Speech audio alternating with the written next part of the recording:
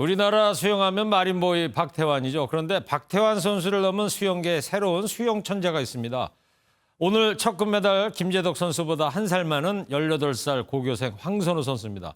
개막식 기수로도 나섰는데요. 내일 첫 선을 보입니다. 이제 세계를 넘어야겠죠? 조희로 기자입니다. 18살 황선우는 수영 불모지 한국의 혜성처럼 등장했습니다. 자유형 100m에서 박태환의 기록을 0.17초 앞당기더니 반년 만에 또다시 기록을 갈아치우며 수영계를 놀라게 했습니다.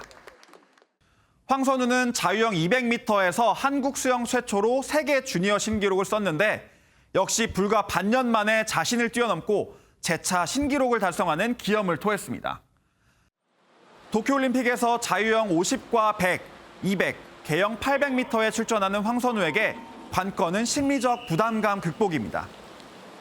이제 겨우 18살인 황선우는 주종목인 자유형 100m와 200m의 국제무대 경험이 한 번도 없어 사실상 도쿄올림픽이 국제대회 데뷔나 다름없습니다.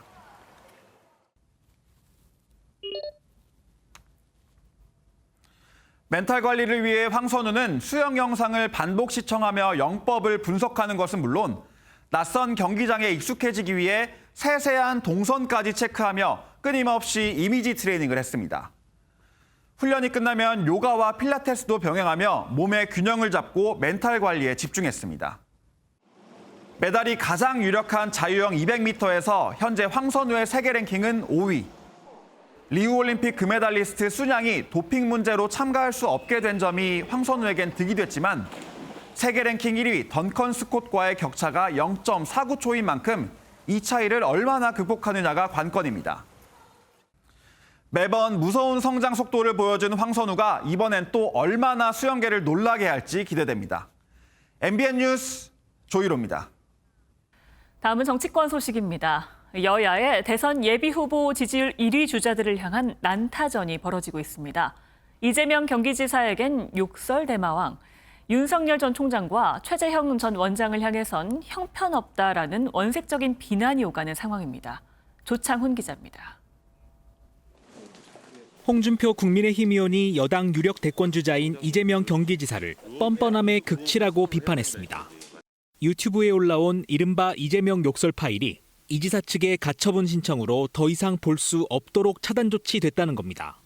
홍 의원은 공인의 프라이버시는 최소한에 그쳐야 한다며 욕설 대마왕을 대통령 후보로 선출하면 해외 토픽감이라고 주장했습니다. 이 지사 측은 해당 동영상에 대해 캠프가 공식 대응한 게 없는 것으로 안다며 연관성에 선을 그은 것으로 전해졌습니다.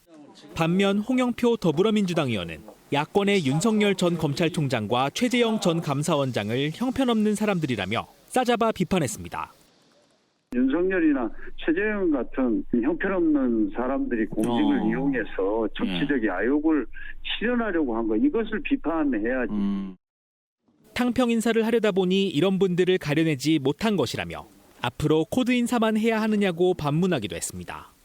홍 의원은 최근 윤 전 총장의 지지율이 떨어지는 것을 두고선 예상을 했다며 미천이 계속 드러날 것이라고 몰아세웠습니다. MBN 뉴스 조창훈입니다. 동시에 윤석열 전 총장의 국민의힘 입당 시기에 또다시 관심이 쏠리고 있습니다. 국민의힘 권영세 대외협력위원장이 다음 달 초부터 영입에 적극적으로 나선다는데요. 윤 전 총장은 조만간 70여 명에 달하는 정책 자문 그룹을 출범할 예정입니다. 배준우 기자입니다.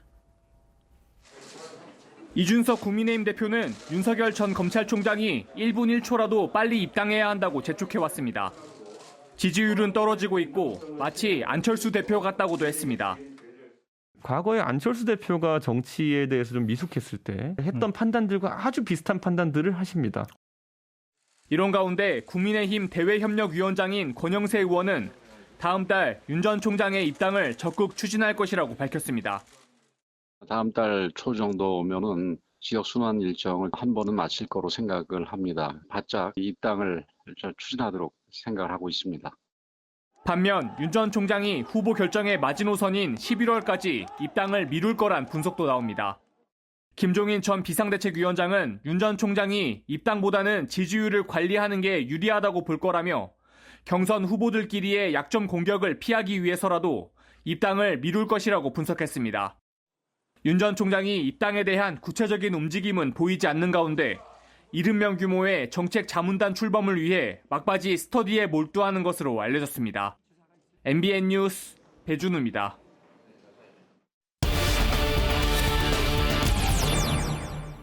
자, 이번 한 주 여권에서는 노무현 전 대통령 탄핵 관련으로 집안 싸움이 거세게 일었습니다. 노태현 기자와 자세한 이야기 나눠보도록 하겠습니다. 노태현 기자, 이낙연 전 민주당 대표하고 이재명 경기지사의 공방은 물론이고 후보들 간의 적통 논란, 내가 적자다, 이런 논란까지 거셌는데 어떻게 된 겁니까? 네, 노무현 전 대통령 탄핵을 둘러싼 경선 주자 간 과거사 논쟁은 이재명 경기지사 측에서 먼저 포문을 열었습니다. 네. 17년 전 탄핵 정국 당시 이낙연 전 대표가 표결에서 찬성표를 던진 게 아니냐는 의혹을 제기한 건데요. 먼저 들어보시죠. 예. 이 후보님께서 스크럼까지 짜가면서 탄핵 표결을 강행하려고 물리적 행동까지 나서서 하셨던 것 같은데, 조금 전 화면에서 원안에 표시된 사람이 이제 이낙연 당시 의원이고, 저 때는 새천년 민주당 의원이었죠. 열린우리당 의원이 아니었고. 네, 맞습니다. 이 전 대표는 직접 당시 195명이 표결에 나온 2장의 반대표 가운데 하나가 자신의 것이라고 밝히며 마타도어로 국민을 현혹시키지 말라고 맞섰습니다. 또 다른 대권 후보인 정세균 전 총리도 당시 자신은 표결을 저지하기 위해 의장석을 지켰다고 말하며 적통성을 강조하는 한편, 막판 탄핵 찬성으로 돌아선 추미애 당시 새천년 민주당 의원을 소환하는 등 후보들 간 네거티브의 소재가 됐습니다. 네. 그 당시에 이낙연 후보는 다른 정당에 있었지 않습니까? 네. 그때 내부 사정을 잘 아는 분이 아마 추미애 후보일 것입니다. 네, 그렇군요. 네, 결국 노무현 전 대통령 사위까지 나서서 이 사태 진화에 지금 나선 것 같습니다. 네, 노 전 대통령의 사위죠. 민주당 싱크탱크 민주연구원 부원장인 곽상원 변호사가 이 사태를 참다 못해 나섰습니다. 어제 오후 페이스북에 올린 글입니다. 또 노무현 소환이라는 제목으로 글을 썼는데요. 노무현을 선거에서 놓아달라, 편가르지 말라, 그리고 적대적으로 소비하지 마십시오라고 호소했습니다. 정치적으로 활용한 데 대해 불쾌감을 드러낸 것으로 보입니다. 공방이 좀 잦아들까요? 글쎄 좀 지켜봐야 될 것 같습니다. 네, 그 노 전 대통령 탄핵으로 이제 홍역을 치렀을 뿐만 아니라 현직인 지금 문재인 대통령도 이번 주에 좀 힘들었던 한 주 같습니다. 네, 그렇습니다. 문재인 대통령은 두 가지 측면에서 사과를 하라는 거센 압박을 받았습니다. 먼저 하나는 300명에 육박하는 청해부대 코로나19 집단 감염 관련입니다.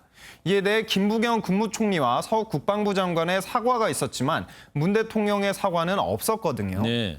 네, 그렇기 때문에 문 대통령도 직접 사과해야 한다는 비판 여론이 거셌고 결국 확진자 발생 뒤 8일 만인 어제 부대원들이 건강하게 임무 수행을 할 수 있도록 세심하게 살피지 못했다며 걱정하실 가족들에게 송구한 마음이라고 직접 사과했습니다. 네. 청해부대 관련해서 이제 사과를 했고, 또 하나의 고충은 뭐였죠? 네, 또 하나는 문 대통령의 복심이죠. 김경수 전 경남지사가 이른바 드루킹 여론조작 혐의가 인정돼 징역 2년 확정 판결을 받았잖아요. 예. 이 때문에 모레 수감을 앞두고 있는데 이낙연 전 민주당 대표와의 통화 내용이 공개됐습니다. 누가 공개를 한 거예요? 네, 이거 공개한 건 이낙연 캠프 측인데요. 최인호 의원이 공개했습니다. 예. 김 전 지사가 문재인 대통령을 부탁드린다, 잘 지켜달라고 말했고 이낙연 전 대표는 어떠한 일이 있어도 대통령을 잘 모시겠다, 이렇게 답했다고 하는데요. 김경수 전 지사는 원조 친문으로 알려져 있을 만큼 대통령과 가까운데 야권 후보들은 물론이고 이준석 국민의힘 대표도 연일 문재인 대통령을 압박하고 있습니다. 젊은 세대가 구 문재인과 현재 문재인을 대비하며 조롱하는 일이 발생하지 않도록 즉각적인 사과를 부탁드립니다. 들어보니까 구 문재인, 현 문재인 그러는데 구 문재인은 뭐 어떤 걸 얘기를 하는 거죠? 네, 국정원 댓글 사건 당시 청와대에 사과를 요구했던 새정치민주연합 대표 시절을 지칭하는 겁니다. 네. 청해부대 건과 같이 곤혹스러운 상황이지만 청와대는 이번에는 따로 입장을 내진 않고 있습니다. 예, 당혹스러운 입장일 것 같은데, 그나저나 문재인 대통령 올여름 휴가는 어떻게 됩니까? 네, 문 대통령은 당초 8월 초로 예정했던 올해 여름 휴가 계획을 연기했습니다. 코로나19 수도권 거리두기 4단계 연장과 지방 확진자 증가세 등 엄중한 상황이 부담이 된 건데요. 참모진들 사이에서는 재임 중 마지막 여름 휴가가 사실상 물 건너갔다는 평가가 나오기도 했습니다. 만약 올 여름 휴가도 취소하면 3년 연속 취소하게 되는 겁니다. 휴가를 연기한 문 대통령은 내일 코로나19 중대본 회의를 주재할 계획입니다. 문 대통령의 중대본 회의 주제는 지난해 12월 이후 이번이 두 번째인데 오세훈 서울시장, 이재명 경기지사 등도 참석할 예정입니다. 네, 그렇군요. 노태현 기자가 국회 출입하죠? 네, 맞습니다. 올림픽 끝날 때까지는 좀 네거티브 공방 좀 하지 말아달라고 얘기 좀 해주세요. 네, 알겠습니다. 알겠습니다. 지금까지 정치부 노태현 기자였습니다. 이번 5차 재난지원금 국민 88%에게 준다고 하고 지원 대상의 소득 기준도 올라갔죠. 내가 받게 되는 건지 아닌지 궁금하실 텐데요. 일단 맞벌이인 3인 가구라면 세전 월 소득이 878만 원 이하여야 지원받을 수 있고 외벌이라면 또 다릅니다. 자세한 내용은 한성원 기자가 설명해 드립니다. 재난지원금은 세전 소득을 기준으로 지급합니다. 정부는 건강보험료를 적용해 외벌이 기준 3인 가구는 월 717만 원, 맞벌이 가구는 월 878만 원 이하면 지원금을 받을 수 있다고 밝혔습니다. 정확한 소득 기준은 조만간 범정부 TF에서 확정해 별도의 홈페이지를 통해 개인이 확인할 수 있게 할 계획입니다. 지원금은 성인 가구원에게는 신용 체크카드 등으로 다음 달 중 개별 지급됩니다.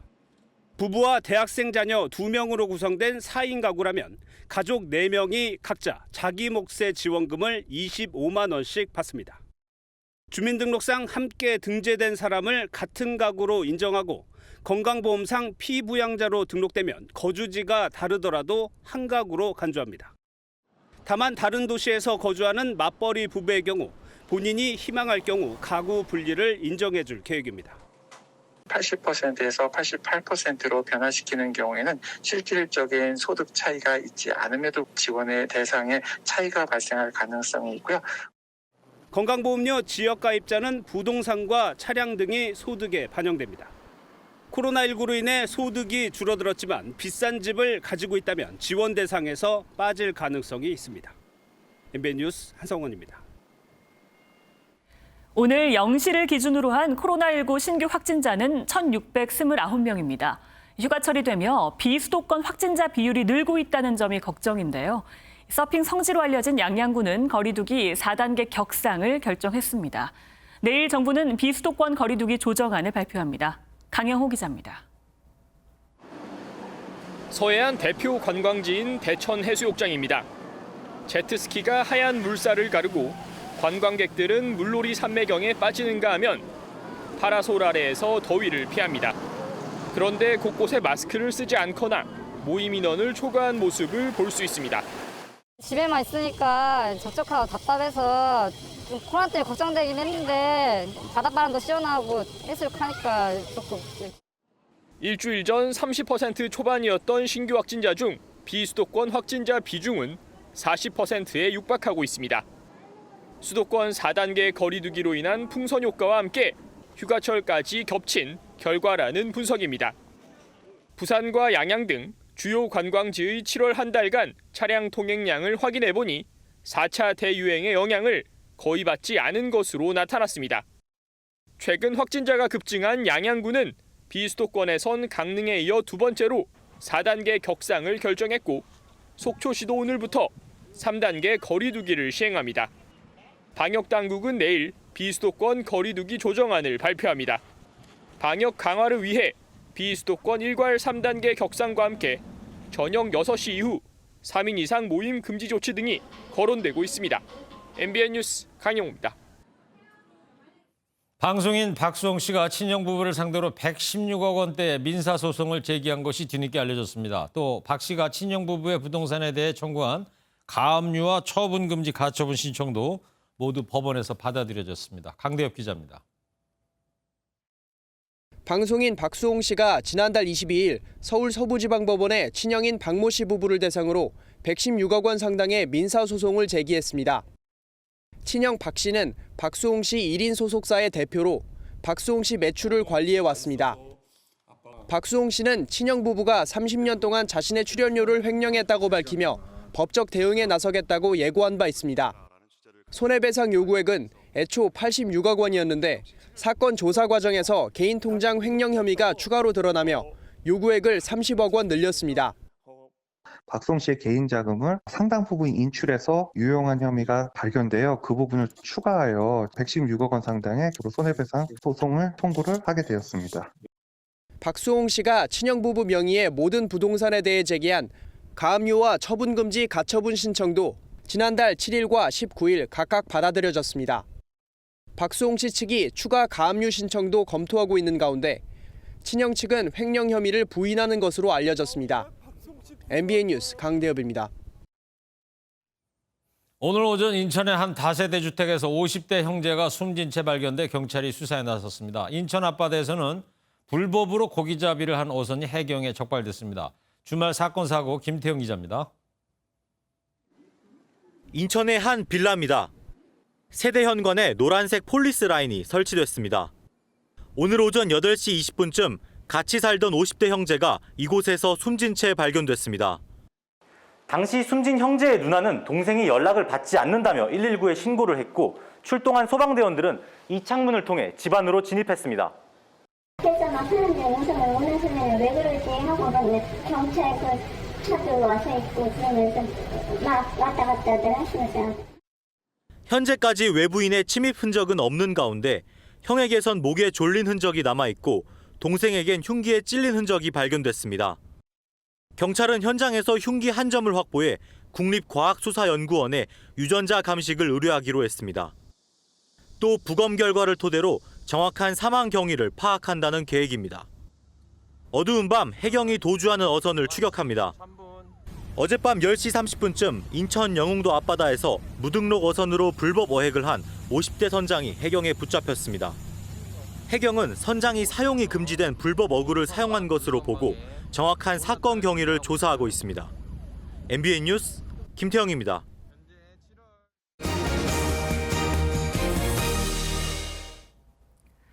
올여름 폭염 기세가 정말 대단합니다. 아까 낮에 운전하다가 제 눈을 의심했다니까요. 뭘 보셨는데요? 아니 그 계기판 외부 온도가 39도 나오더라고요. 그러니 차 엔진은 얼마나 뜨겁겠습니까? 그러니까요. 그래서 삼복더위에는 차에서 불이 나는 경우도 있대요.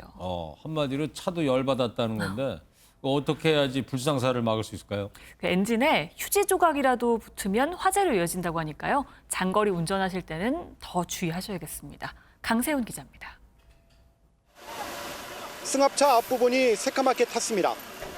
주행 도중에 엔진룸에서 불이 난 겁니다. 이번엔 시내버스에서 검은 연기가 솟아오릅니다.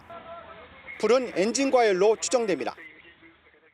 열도 많이 받고 뜨거워서 이제 팔 같은 데 살짝 됐는데 팔에 좀 화상도 약간의 화상 정도 입을 뻔한 적도 있고 해가. 공회전 상태에서 차량 엔진 주변의 온도를 측정했습니다. 10분도 안 돼 176도를 기록합니다. 에어컨을 켜고 주행했다면 200도를 넘을 수 있습니다. 그렇게 뜨거운 상태에서 낙엽이나 먼지나 아니면은 오일 같은 게 묻어 있거나 아니면 휴지 조각이 뜨거운 부위에 붙을 경우는 화재로 이어질 수 있습니다. 여름철 한낮에는 도로 표면이 60도를 넘어 타이어가 파열되는 사고도 자주 발생합니다. 차량 화재 등 사고를 예방하려면 장거리 운행 전에 차량을 정비하는 것이 필요합니다. 1시간 반을 주행했다면 15분 정도는 휴게소나 쉼터 그늘 아래 차를 세우고 열기를 식혀주는 게 좋습니다. 최근 3년간 6월에서 8월까지 여름철에 발생한 차량 화재는 3,347건에 달합니다. MBN 뉴스 강세훈입니다. 그야말로 가마솥 폭염입니다. 덥다 소리가 절로 나오죠. 이럴 땐 에어컨이나 그늘을 찾기 마련인데요. 시원한 계곡을 찾아 물놀이하는 시민도 많았고요. 코로나 시국엔 멀리 피서 가기보다도 이 가까운 데 찾는 피서법도 좋을 것 같습니다. 가로수 매미도 더워서 그런지 올여름엔 소리가 더 요란한 것 같습니다. 박규영 기자입니다. 뜨거운 햇볕 아래 시원한 계곡물이 쏟아집니다. 아이들이 바위를 미끄럼틀 삼아 물속으로 뛰어들고 물장구를 칩니다. 한 시민은 양산을 쓴 채 아예 물속에 몸을 푹 담가보기도 합니다. 이렇게 계곡물에 발을 담그면 찌는 듯한 더위도 잠시나마 잊을 수 있습니다. 주말을 맞아 많은 시민들이 더위를 식히려 서울 근교 계곡을 찾았습니다.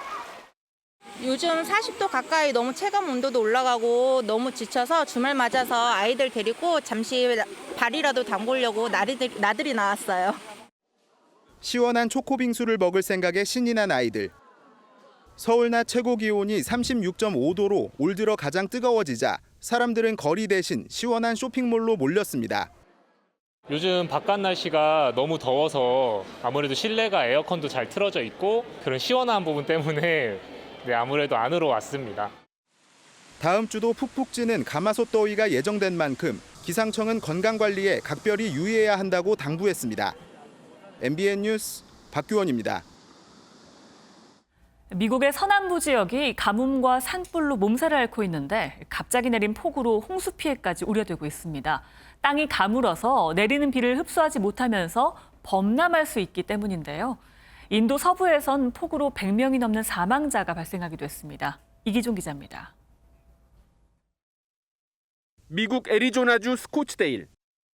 밤새 내린 국지성 폭우에 공원은 저수지로 변했고 강한 비바람에 전신주가 쓰러졌습니다. I think we're going to start moving a bunch of stuff into the inner patios that's out in the yard because it was knocked over.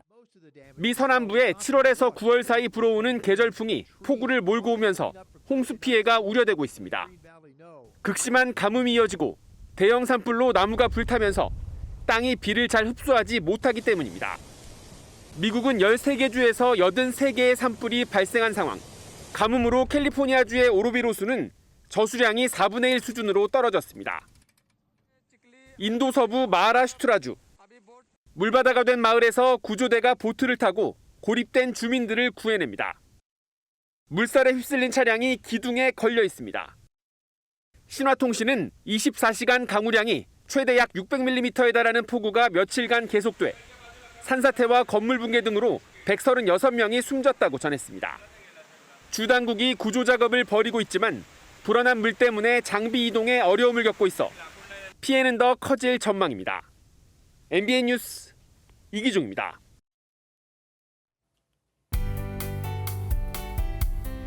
주말인 오늘 서울의 한낮 기온은 36.5도까지 치솟으면서 올 들어 가장 더운 날씨를 경신했습니다. 현재 전국에는 폭염특보가 내려졌고요. 서쪽 지역을 중심으로는 폭염경보가 발효 중인데요. 동쪽에서 산맥을 타고 넘어온 바람이 서쪽 지방에 열기를 더하고 있습니다. 비공식적으로 고양 일부 지역은 38.5도, 가평 일부 지역은 38.9도까지 치솟으면서 서쪽 내륙을 중심으로 40도에 육박한 무더위가 기승을 부렸습니다. 휴일인 내일은 서울의 한낮 기온이 37도로 오늘보다도 높을 것으로 예상됩니다. 폭염의 기세가 더욱 강해지면서 온열 질환에도 비상이 걸렸는데요. 더운 날씨에 어지럼증이나 발열, 구토 등의 증상이 나타난다면 온열 질환을 의심하고 기관의 도움을 받는 것이 좋겠습니다. 대체로 맑은 가운데 밤 사이에는 기온이 25도 이상 유지되는 곳이 많아 열대야도 기승을 부리겠습니다. 제주는 내일 오후부터 밤 사이 5에서 10mm의 비가 내리겠습니다. 비의 양이 많지는 않겠지만 모레까지 바람이 강하게 불어들겠습니다. 강원에는 오늘 저녁까지 5에서 30mm 정도의 요란한 소나기가 내리는 곳이 있겠습니다. 다음 주는 40도에 육박하진 않겠지만 가마솥 무더위는 지속되겠습니다. 평소에 물을 자주 마시고 가급적 실내에 머무는 등 폭염에 대비하시기 바랍니다. 날씨였습니다. 오늘 영상 속으로는 김정환 기자가 취재한 바다의 금강으로 불리는 남해 해금강 풍경입니다. 저렇게 예쁘니까 금강이라는 이름 얻었겠죠. 네, 지금 푸른 바다를 가로지르면서 휴양객을 태운 여객선이 하얀 물보라를 일으키면서 나아가는 모습도 보이네요.